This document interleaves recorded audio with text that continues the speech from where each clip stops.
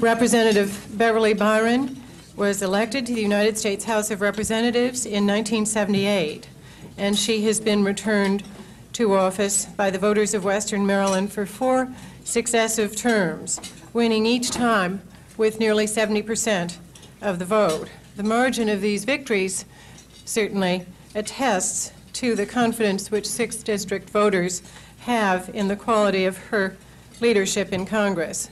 As a member of Congress, Representative Byron serves on the House Armed Services Committee, the Interior and Insular Affairs Committee, and the Select Committee on Aging.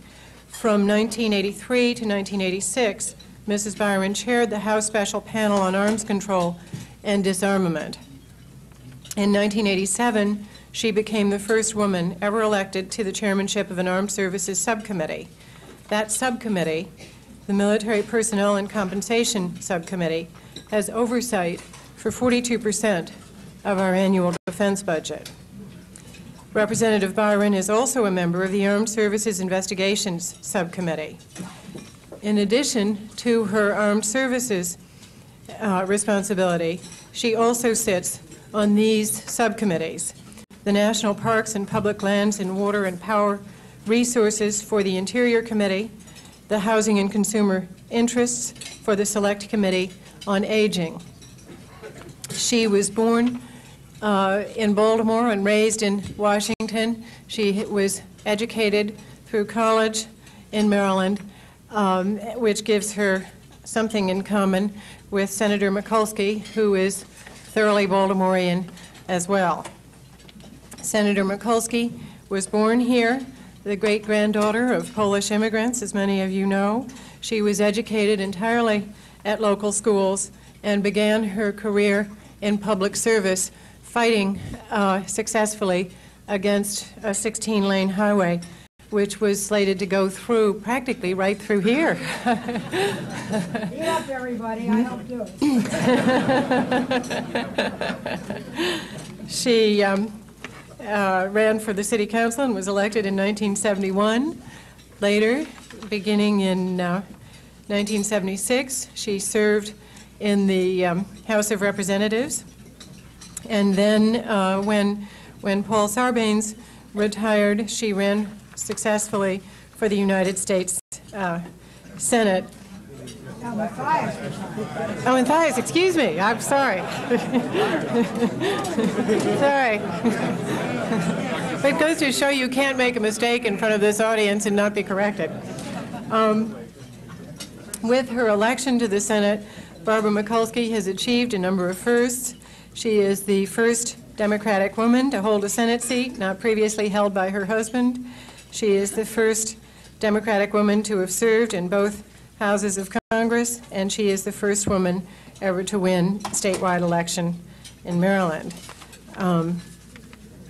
She serves as a member of the Appropriations Committee and is chair of the Appropriations Subcommittee on HUD, the independent agencies. She is also a member of the Labor and Human Resources Committee and the Small Business Committee. I think we are very fortunate to have Representative Byron and Senator Mikulski here with us today. They have returned from a trip to Eastern Europe this December, and so the events occurring in Eastern Europe they are very current on those events, and I suppose one can't miss a single day's newspaper if one wants to remain current on events in Eastern Europe. So I am delighted to introduce both of them to you and to let you know that the format will be as follows.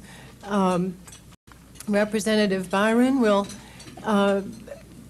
take about 15 minutes to give you her observations on Eastern Europe as it is right now. Then Senator Mikulski will take an additional 15 minutes, and following their two presentations, we'll open the floor to questions. Welcome, Representative and Senator. We are just as pleased as we can possibly be to have you with us this afternoon. Let me start out by saying it is a political year for me. It is not for Barbara. This is not a debate. Contrary to some people, we get along very well, unless either of us have another opinion, and then we debate it out. And so today I am delighted to be joining my colleague from across the hall before this body, because I think the trip that we took, and as we use the word that everybody else uses, the junket that we took in December, qualified as any other junket. 7 meetings on some days, only 5 and 6 on others. But the timing was absolutely incredible. Eastern Europe, as we all have seen in the last several months, has changed so dramatically that none of us would ever be able to have comprehended a year ago. You cannot hear. Okay. Louder if possible. Is that any better? Okay. Is that, you know, Oh, you've got the good mic. yeah, It's already rigged. I don't have a mic at all. Congresswoman, bicameral sharing. I'll give it back to you when it's your time. Oh, that's much better. Oh, that's wonderful. But as I was saying, the timing, we left the 13th of December, returned on the 20th. A year ago, no one would have ever believed the changes that we have seen over the last several months. It was extraordinary change. The democracy not only is alive and well in Eastern Europe, but it is moving forward. Movement in Poland, which we have all watched, and I'm going to tread lightly on Poland and give it my friend, the Polish expert, an opportunity. But when you look at solidarity, which took 9 years in coming, and then you look at what has happened in Eastern Germany in about a 2 to 3 month period of time, it is very difficult to understand. A year ago in May, or rather last May, I was at a conference in Dearborn, Michigan called the America Brücke. It is one that is held biannually in this country. I was at the last one in Berlin a year ago.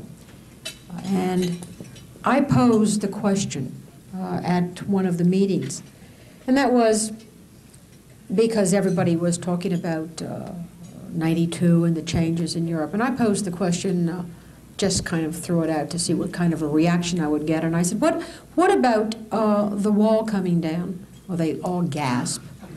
I said, what about reunification? And to a person, they said, never in our lifetime will we see that. Now, I tell that story because I cited that at a meeting in Washington when we had someone speaking just after things in Berlin had changed so dramatically. And I said, they all looked at me like I was a Looney Tune off the wall. And he said, Mrs. Byron, you're absolutely right, because I was in the room when you posed that question. And we did look at you like you were crazy. In order to look at where we're going this year with our defense budget, in my responsibility as chairman of the Armed Services Personnel Subcommittee, it seemed it was extremely important to get a dialogue and an understanding of what is happening within our Warsaw nations. And so this gave me an absolute wonderful opportunity. I was accompanied by Senator Mikulski and also by Congresswoman Barbara Mikulski of Connecticut and Lynn Martin of Illinois. We visited in East Berlin, and we started our visit with talking to our military to get an idea of the military presence that we have currently, whether when we debate the issue of drawing down in the number of troops, whether the number of troops that we currently have in West Germany with our embassy in East Berlin, can we draw down those numbers? The East Germans have talked about a drawdown of troops, the Russian troops, a reduction of 500,000 troops and 500 tanks, although only 20,000 troops and 1,500 tanks have been withdrawn. Our military forces in West Berlin are a prime area for intelligence, and therefore I would perceive that we will not see a great number of troops drawn down from West Berlin. Today we noticed that the elections in East Berlin have already been moved up 2 months just because of the changes that are coming. We've seen an enormous exodus of refugees. One of the things that I found most telling was was in several of our meetings. 2 months ago, hardline communists, now in December, are playing the democracy role for open, free elections. We were sitting in one of the meetings with the minister of, the deputy minister of education, and I asked why we were meeting with the deputy minister. Well, the minister of education had just taken over, and I said, well, how is the new minister? The deputy allowed us how he hadn't met him yet, but he hoped to soon. He'd been in office for 3 weeks. I said, well, what happened to the other minister of education? He said, well, she couldn't change. She was an old hardliner, and she couldn't change. Now, this is the deputy who probably 2 months ago would have been shot for that kind of a comment. Later on, in a meeting with the head of the EPA, basically their EPA group, we got into a discussion of how they must make some dramatic changes within their own structure, how subsidies have to be changed. No longer can they continue to subsidize everything. In East Germany, if it is too warm inside the room, they don't turn the heat down, they open the window. At which time the interpreter decided he would get into a little dissertation with the minister and told him he was absolutely wrong and that nothing could change until they themselves changed. Now, I found this fascinating. The interpreter, who was supposed to be nonpartisan, sitting there giving the dialogue, is arguing with the minister to us. He said, look at me. I can take 10 hot showers a day and it doesn't cost me anything. If I have to pay for those showers, then I'll only take one every other day. And so you've got to make the people pay for those showers. You've got to make the people pay for their heat. Otherwise, we will not be able to get the economy back into a perspective.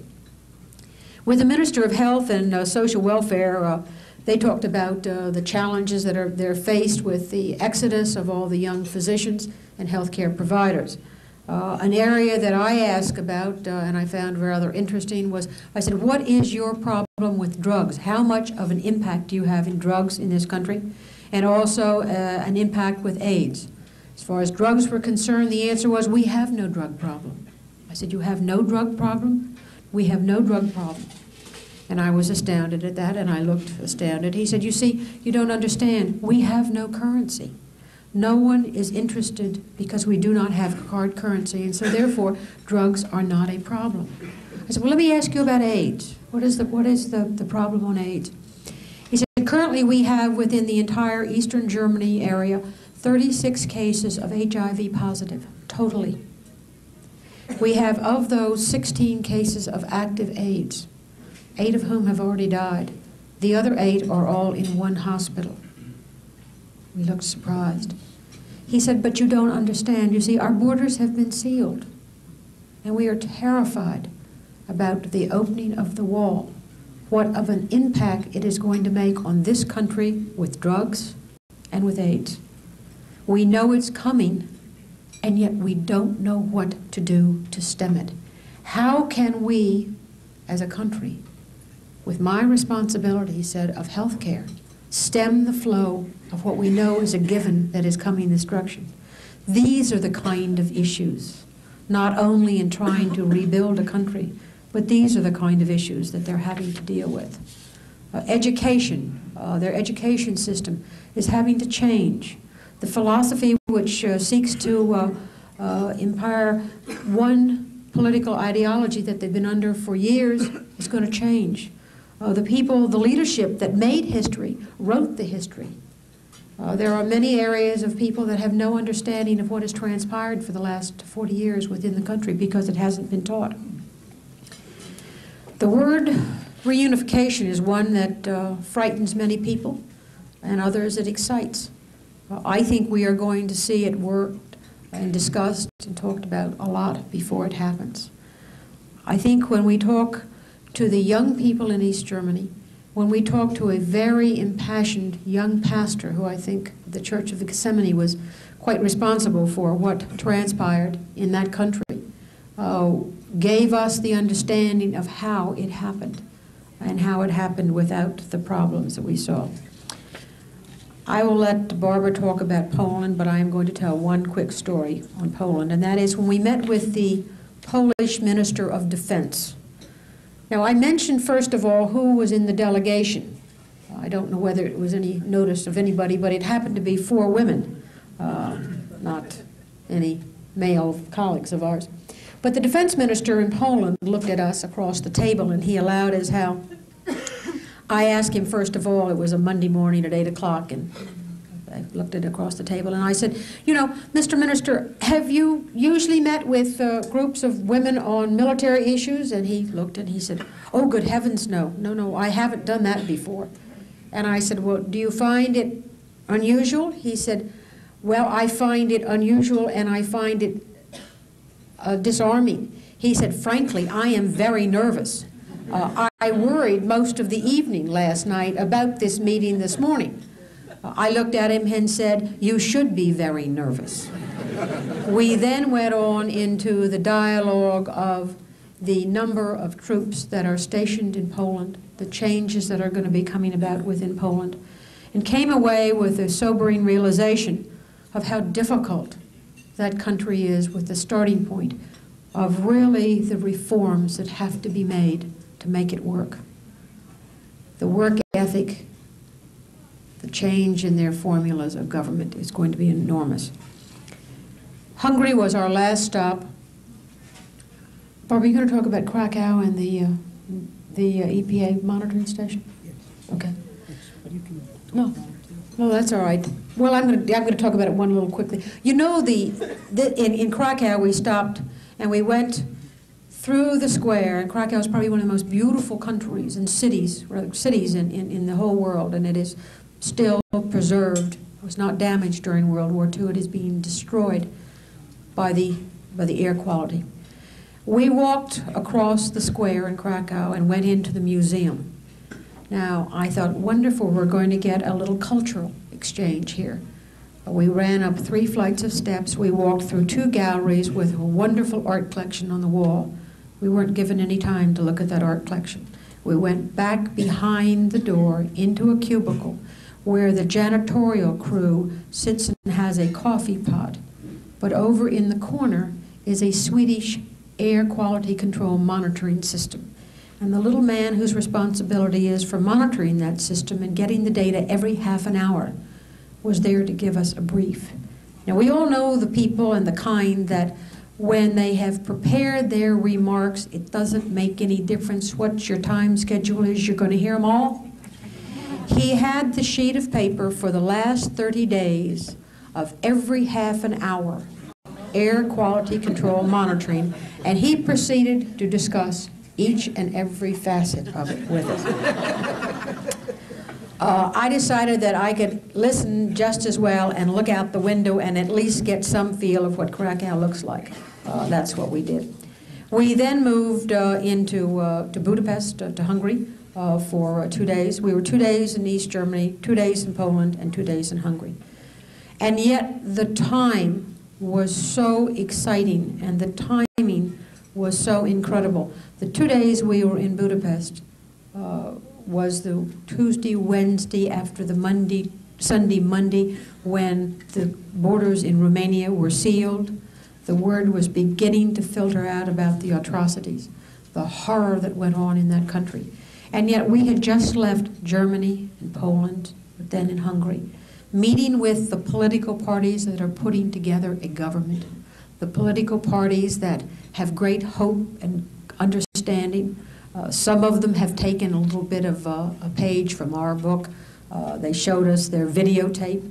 One of the political parties showed us some posters which we brought back, wonderful posters. One of them had the little child's stick house that's been drawn upside down. The bottom line on the poster is, in March, you must go to the polls and put your house in order. There is another one where a young girl is leaning out of a window in a picture, and under it said, I'm going to the polls and vote in March. And the next picture, which is side by side, is a curmudgeon old gentleman, weather-beaten with the pipe and the slouch hat, and it says under his, I'm going to the polls in March and vote for the first time in 41 years. And so I think when you look at the new emerging of those nations that are going to the polls and vote, it isn't going to be easy. It's going to be very, very difficult. But there's an enormous commitment, there's an excitement, there's a newness about it. And I think the thing that frightened all of us is that when the times get so tough, is the wherewithal and the commitment still going to be there. We've heard time and time again about how they have asked for American assistance and aid and everything else.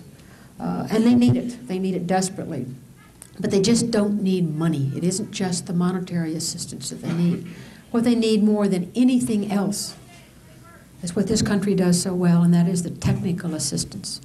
The capability of telling them how to go from a manual typewriter into the world that we live by, which is the fax machine.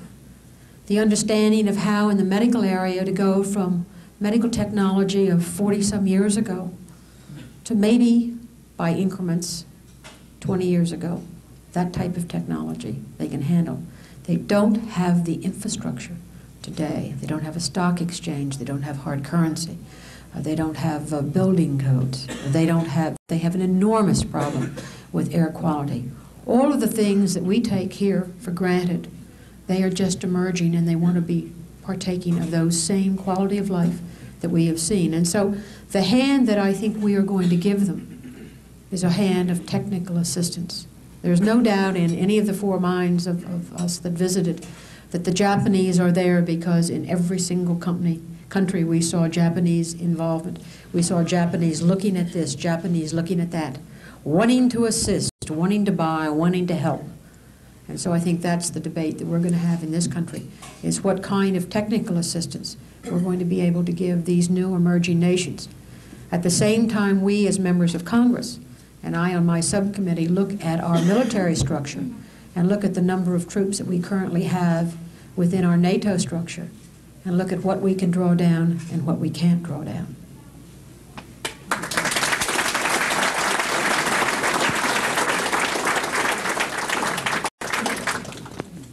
Wasn't that great? And it was wonderful traveling with Congresswoman Byron and other members of the trip. As the Congresswoman said, there were 4 women, and before I left, I was speaking to another group, which Roger Lippitz, many of you know, said, "Oh, an all-women's trip." And I said, "Well, Roger, yes, but an all-power trip." Because when one looks there, I know you find it interesting, as Sheila said, Mrs. Byron is in charge of the subcommittee in armed services that really determines the future role of American military personnel. Congresswoman Kennelly of Connecticut is on the Intelligence Committee. Congresswoman Martin, a Republican, is on the Rules Committee, and no bill comes before the House floor without her saying, yes, it can come, and under the shape it does. Sheila, when you introduced me and said I was on the Appropriations Committee and gave my subcommittee chairmanship, one of the things you should know is that I sit on the Foreign Operations Subcommittee, which means working with Pat Leahy, I have oversight responsibility for $15 billion of foreign aid. And that's why we traveled together. What bound us together was one of our colleagues who's an expert on intelligence and needed to know what was happening.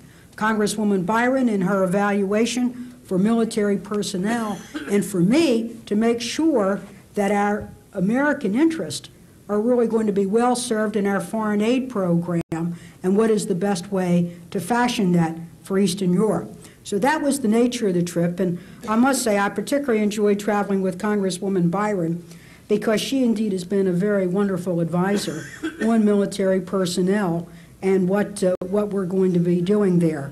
In fact, this coming weekend, Congresswoman Byron and I will be in Munich meeting with NATO people who are essentially the foreign ministers and defense ministers. We're invited to a very special conference. So again, we can really fashion our tax budget in a way that serves our strategic interest, our foreign policy interest, as well as our economic agenda. But while we were doing all this heady stuff, we also engaged in just good old-fashioned bread and butter for Maryland. While our colleague, Congresswoman Bentley, devoted her Christmas holidays to helping negotiate a port settlement. And by the way, I think Helen Bentley deserves kudos from everyone in the role that she played. While Mrs. Bentley was doing her port negotiations, Congresswoman Byron and I met for well over an hour and a half with the Polish shipping lines to make sure that as Glasnost comes and the wall comes down, they remember the port that essentially served as their home port and to keep their commitment on their 4-year contract, which we were working on. So while we were talking about whacking at the Berlin Wall, we just told the Polish lines we've got a light in the World Trade Center every time they dock. So those are some of the kinds of things that we did, and I thought you'd find that background just very interesting. This trip was very important for many reasons for me, because one, of course, was a visit to Eastern Europe, which I hold very close to my heart, and also because then of my committee responsibilities. As we move along and I go through the trip, I do want to take a particular part of my remarks to talk about Bob Dole's proposal to cut aid to Israel in order to fund aid to Eastern Europe, which I think is a very provocative and confrontational strategy, and I'd like to go into that, and hopefully you might even pick up an insight or two on how the foreign aid is funded. This trip, though, was very special to me, particularly because of my generation and because of my ethnicity. I'm 53 years old. I was a kid who grew up during World War II, and remember the 50th anniversary of the invasion in Poland last September. The fact that after the war, when we thought that because of the work of the Allied forces, Eastern Europe, whether it was Poland, Czechoslovakia, Estonia, Latvia, Lithuania, would have a chance to be free, only to see the Iron Curtain close. And I could tell you, never in my lifetime, that I believed that I would return to, I would have a chance to go to Poland, where I would go as a United States Senator, representing my country, to depart on the eve of when martial law had been declared 8 years ago, to then have dinner with my colleagues at the Polish Parliament, to be able to go on a floor on a Saturday night where they were working on legislation to take Poland into democracy and a free market, where the Speaker of the House and the President of the Senate would take me by the arm and escort me into a Polish parliament that was no longer communist, but was democratic and headed by a solidary government. Well, I'll tell you, for this lady from Maryland, that was a 3 Kleenex affair, I can tell you. And it was indeed... Can I interrupt you 1 second on something? Sure, Bev, I'm glad it was you. The thing that I found so absolutely incredible was when we met with the communist leadership, the President of Poland, Jaruzelski. And this lady here said, in her wildest dreams, would she ever believe that she would, first of all, shake his hand, but more important, be glad that she shook it. It was Jaruzelski. that type of an emotional trip for Barbara. But it was emotional and yet very informative in many ways. First, just a few comments on East Germany. Congresswoman Byron is really one of the far more resourceful members of our delegation and our Congress. She took a hammer when we went to the Berlin Wall. So here it was, Friday night, and there was something quite symbolic about going to a wall and a Friday night. We went up, and what you should know is the wall is about 15 feet high, about right for Tom McMillan, 15 feet high. On the western side, it has all graffiti on it, and some of the graffiti is poignant, peace symbols, you know, free the East Berlin, several thousand. Others say Siegfried goes Brunhilde, 1962, all of these kinds of things. And Bev went up and she started to chip at it. And I said, could I have the hammer? Yes. Well, I'll tell you, I took that hammer and you thought I was Cal Ripken. Whack 1, whack 2, you know, and every bit of frustration that beat in this democratic heart was just pounded away at that. And I did get a couple of chips of it. And for connoisseurs of the wall, if you go to Heck Company or Macy, if it doesn't have paint on it, you don't have the authentic one. Would you say that? Well, Well, you know, you're going to pay more with paint. But it was something to see the wall, to go through Checkpoint Charlie, and one of the several things just in terms of East Germany was one meeting with Pastor Whittent of Gethsemane Church where the protest began. And really he described for us why he did it. He is really a pastor in the Bonhoeffer tradition. For those of you who might not know, Pastor Bonhoeffer was one of the group of the New Germany who during on the years leading into the Nazi regime had been part of the protest there. And they continued that spirit of protest and nonviolent protest. And when the communist government ordered the protesters into silence, Pastor Whittent said, absolutely, we'll comply. And then he gathered people outside of his church when darkness came to light a candlelight vigil for the prisoners of protest that were being held. When the communists came to say, what are you doing here? We said no protest. He says, we say no word. We protest in our silence. Well, first it was 60, then it was 600, and then pretty soon it became the incubator of all of the protest. So we should know that throughout East Germany, there were those people who were doing those things. Congresswoman Byron said we met with the Minister of Environment and Health. Just a word about the education, which I think you'd find interesting, because it is telling in terms of the unification issue. Though Germany shares a common history, I would say that there's a great deal of question whether the two Germanys now share a common experience. One of the questions we asked, and by the way, when Mrs. Byron said she couldn't change the Minister of Education, that was someone affectionately referred to as Comrade Honecker.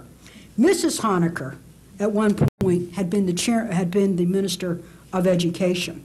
In all of our conversations throughout our entire trip, it was only in the conversation with the Minister of Education in East Germany was communist language used. Comrade this and comrade that. We need to alter the dialectic of this or that, and continued to use that. He had not yet recycled himself into the Modrow government. But one of the questions that I pursued along with Mrs. Byron was, what have you taught the kids in East Germany about German aggression in this century? Well, not a lot has been said. There was an acknowledgement that Germany played a role in two wars, but not a lot. The question was, what have you taught your children about the Holocaust? What have you done to step up to these historical issues the way your cousins in West Germany have? We all know that West Germany is going through a rather wrenching self-searching, self-examination, reflection, and a tutorial then to teach an authentic German history.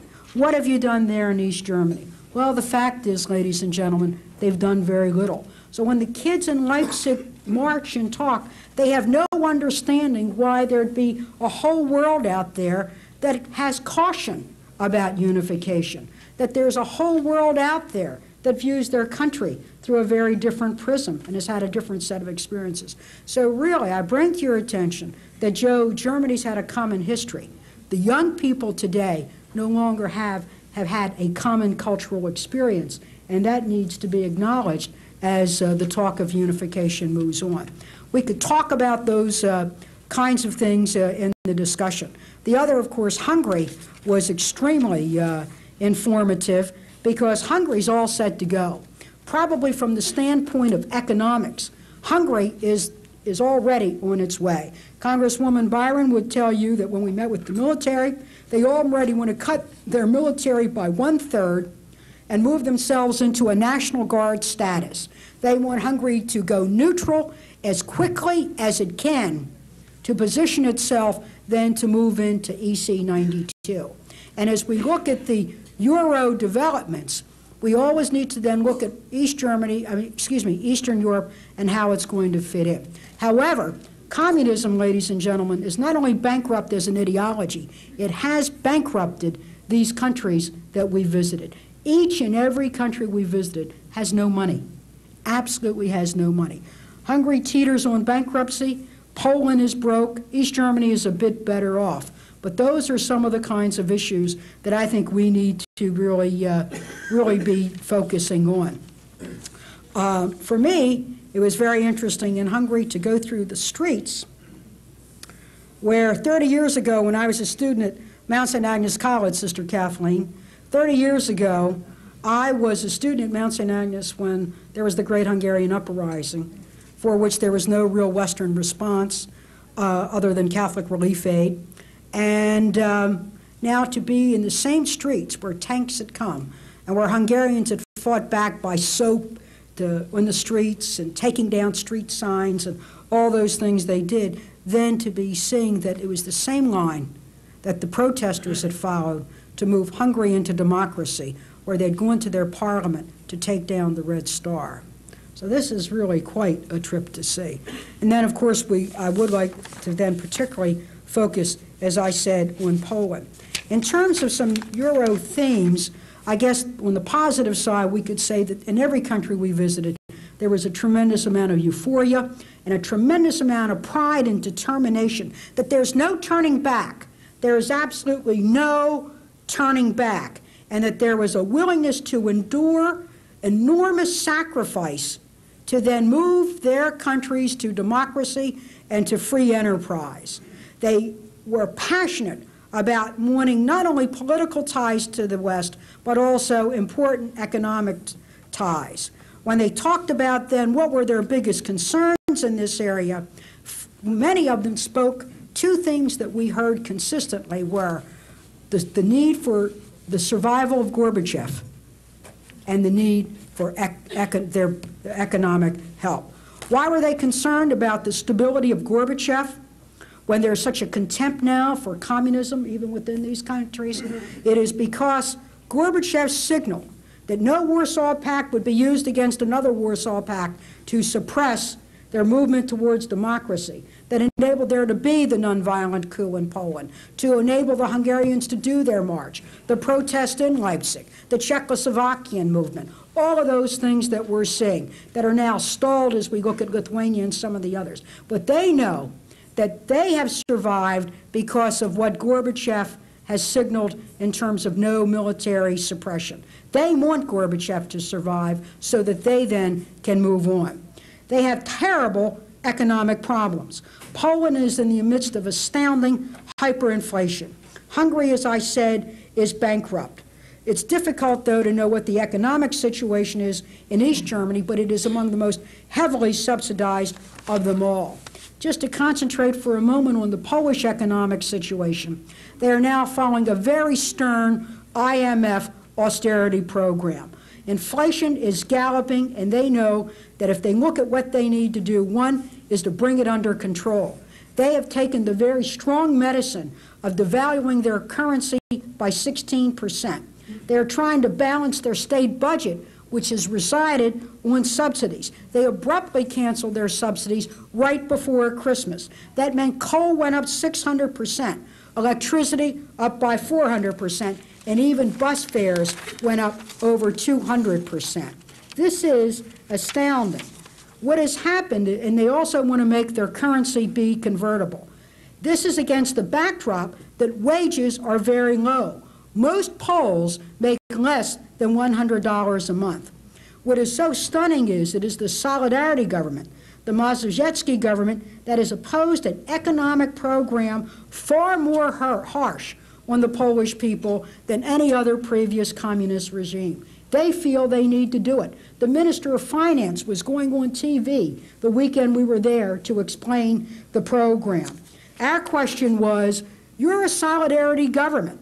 And when I questioned the finance minister, the leaders in Parliament, on the reactions of the people, your solidarity, how do they feel about what you're doing, and how long do you think you will have the people's support? Because without the support of the people, the whole thing will crumble. Their answer was very simple and very straightforward. They feel they have the people's support, and people we talked to indicated that. They said also that Poles are used to living through very hard winters. But when spring comes, they're going to want to start to see something different. They're going to need to see something different to renew and rekindle their determination to continue on this very severe austerity program that I know few governments in the world would have the courage to impose upon their people. In terms of that, what we do know in terms, it then says to foreign aid. What we've done in our foreign aid bill is really truly respond to many of the basic needs. What their needs are very simple, they're not simple. First, one is the need for agricultural assistance, for them to be able to have significant help now through our commodity program, which we're doing government to government, but we're also doing through agencies like Catholic Relief. The other is to invest in Polish agriculture to make it contemporary. What happens is 80% of agriculture never collectivized, 20% were state farms, but they got all the money which they squander. That needs to be done. Our foreign aid program addresses that. In addition, for Poland to be able to move into the private enterprise and develop those programs that they're talking about, they need a modern telecommunication system. A call from Warsaw to Baltimore has to be booked 6 hours in advance. You can quick step it by going through Finland at triple the charge. But without a modern telecommunication system, it means not only don't they have phones, but they can't have fax machines and computers and so on. That's a special targeted area of assistance of ours. The other is the guarantees we'll provide for private sector that will go in there. And last, not at all least, is what Congresswoman Byron talked about, is technical assistance. Ladies and gentlemen, they have no banks. They had no banks the way we know it. The bank was owned by the Communist Party. It was run by something called the nomenclatura, where you advance not because of competency, but because of communist affiliation. And therefore, loans were given on the basis of party perk or privilege, not the way a loan officer at Mercantile or Maryland National or any of those would be doing. They need help to come in to set up a banking system to train not only a board of directors, but even tellers and loan officers and so on, and how to do that. We know that there's a consortium to do that, but we think it's a great role for America to be able to perform. And we could go through many examples of that kind of technical assistance. Imagine if we were in this country, where it's actually 30-some million people, if the state of California now suddenly had to invent a banking system and how it would go about doing it and what it needed to do. Well, we could talk more about the aid that they need, but I think you get a sense of the direction. I want to just take a point then to talk quickly about foreign aid and the Dole proposal. First, on the issue of foreign aid generally and our work with our Western European allies. I happen to believe that where we are now is what I call phase 2 of the Marshall Plan. And I truly believe that the United States cannot bankroll the resurgence of Eastern Europe by herself. I truly believe that the countries who got in phase 1 of the Marshall Plan should now give. I truly believe that those countries who benefited from American generosity at the end of World War II, who are now running substantial surpluses and who enjoy the protection of NATO, which we bankroll at the tune of $150 billion a year, for which they give very little in the way of burden sharing, ought to come through and help their cousins in the East. And so this is not a question of who gets credit. It's a question of who's going to give the credits to help rebuild these. And in terms of that, then when we talk, I'd like to just say something about the Dole proposal. Senator Dole proposes that we take and cut aid to traditional allies, and he specifically singled out Israel and other earmarked programs to bankroll Eastern Europe. Well, here's the allies he talked about. Israel, Egypt, $5 billion. Turkey, Greece, $1 billion. Pakistan, $500 million. He conveniently left out El Salvador and the Contras. That constitutes another $250 million. I know they didn't want to bring that up, but I will. And so on. Well, I find that absolutely a policy and recommendation to be rejected. And the reason I say that is as we help some of our countries return to democracy, because that's what the way we can return to Poland and Czechoslovakia. We should not do that at the expense of other democracies. Now, how can we pay our bill? Well, it's interesting. My dear colleague, Senator Sarbanes, has some substantial ideas on that. He and I, Claiborne Pell, and Pat Leahy, the chairman of Foreign Ops, met with George Mitchell, our majority leader, just on this. When we look at the funding for Eastern Europe, we can do this for truly less than $3 billion. We might even be able to do it for less than $1.5 billion.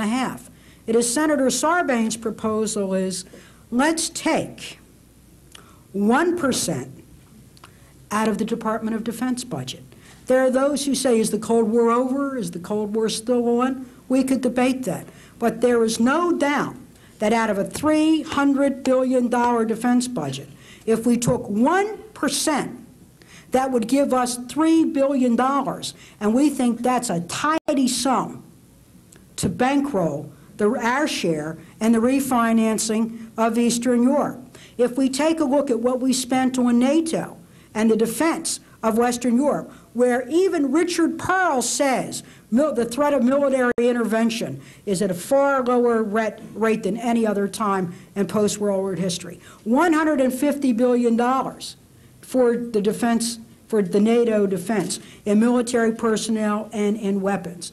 If we then took 2% of just Western Europe, that would still give us the $3 billion, leaving 98% just as it is.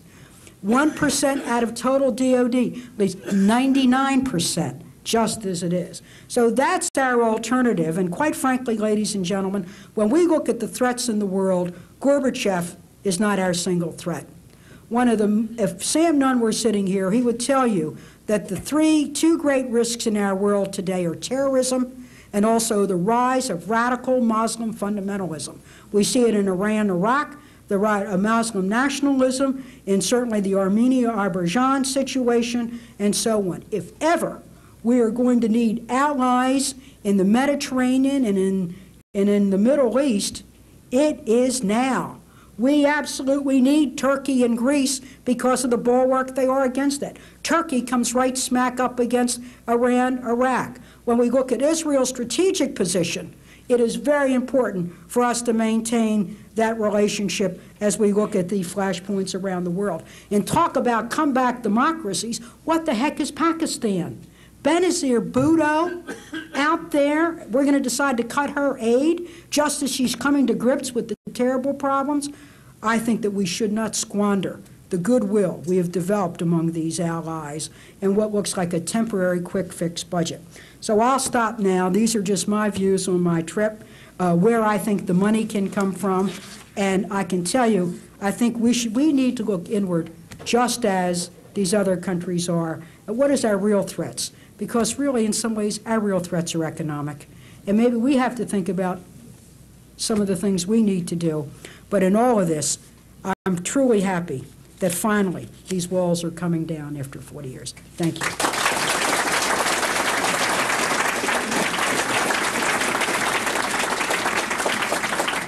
Senator Mikulski, Representative Byron, we certainly thank you for sharing your feelings and thoughts and some of your political positions with us. There are two questions. The first is for both of you, and that is, would you comment upon the importance of tourism to Poland and presumably other economic assistance?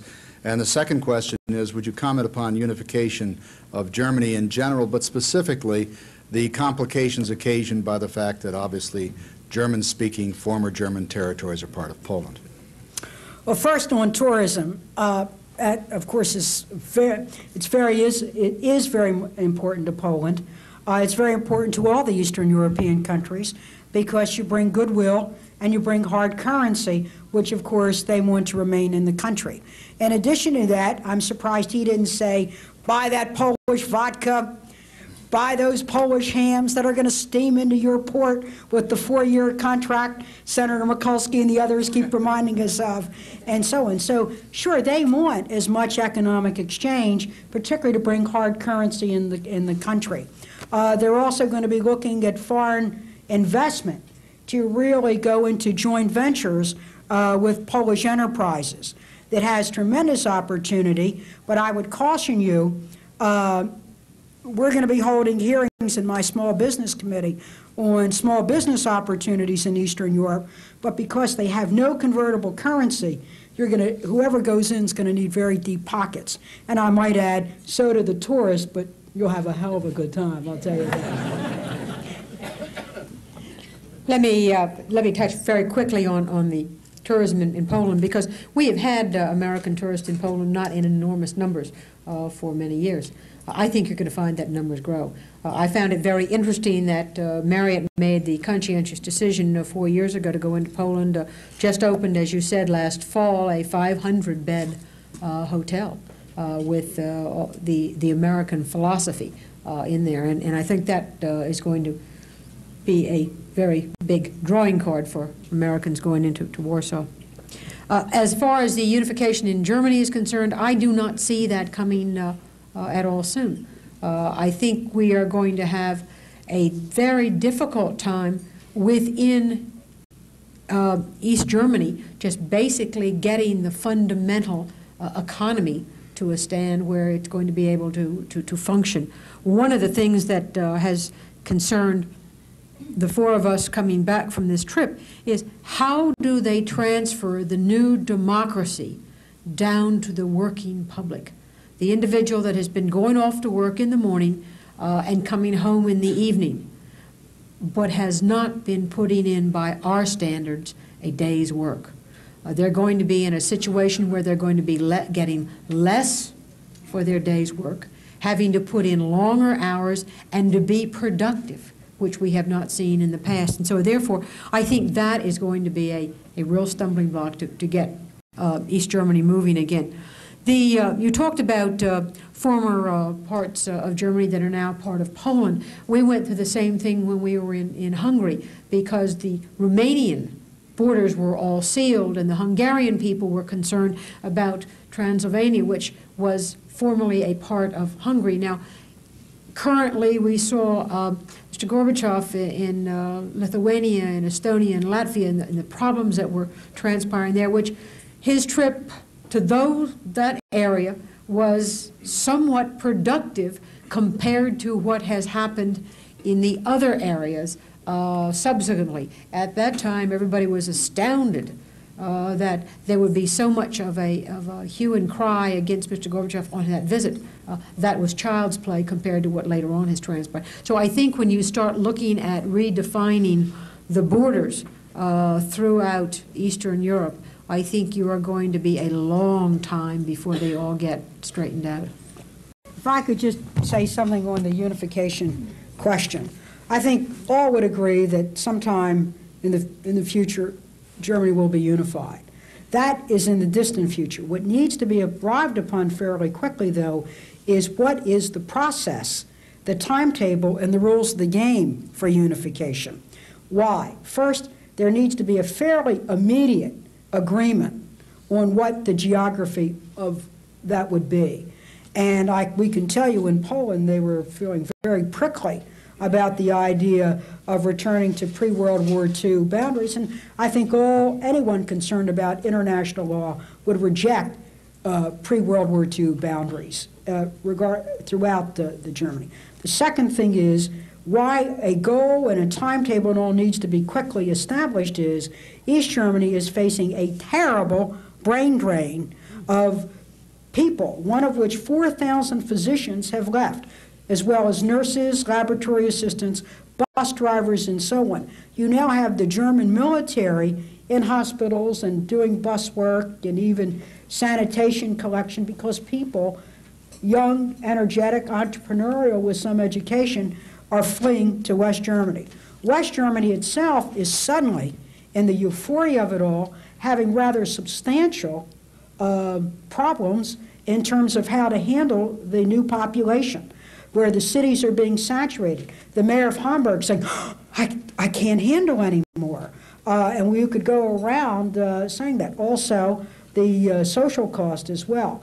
Everybody wants their cousins to be able to come, but my gosh, the ability to relocate, assimilate, and so on is there. So really, West Germany would like everybody to just kind of stay cool for a little bit and then set this. That's why it's important then to have a framework and timetables and also the rules on how this would go on, which then allows for this transition to help East Germany come up to what we would call a common experience with the West. And also, quite frankly, East Germany's got a heck of a lot more subsidies. They're in for a real shock when they join a Western democracy in terms of what they'd have to give up. The question, I believe, is would you comment upon the worst-case scenario if there were a reaction in the Soviet Union and how the Eastern European countries might respond to that circumstance?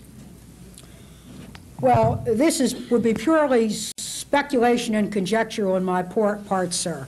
But I truly believe that the Warsaw Pact nations will no longer join in an effort with the Red Army to suppress another state.